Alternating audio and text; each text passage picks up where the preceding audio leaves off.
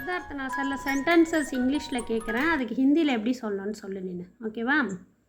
So இப்போ I like ice cream அப்படின்னு சொல்கிறேன், எப்படி சொல்வ? எனக்கு ஐஸ்கிரீம் பிடிக்கும். ஐ டோன்ட் லைக் பீஸா, எனக்கு பீஸா பிடிக்காது.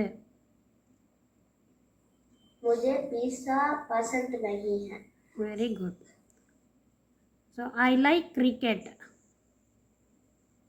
मुझे क्रिकेट पसंद है. I don't like football.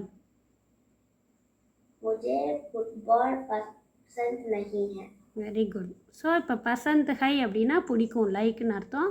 Basant நஹி ஹைனா பிடிக்காது, ஐ டோன்ட் லைக்னு அர்த்தம். இதே மாதிரி இப்போ வேணும் அப்படின்னு சொல்கிறோம், சாஹியே அப்படின்ற வேர்டு யூஸ் பண்ணுறோம்ல, அதுக்கு நான் கேட்குறேன்.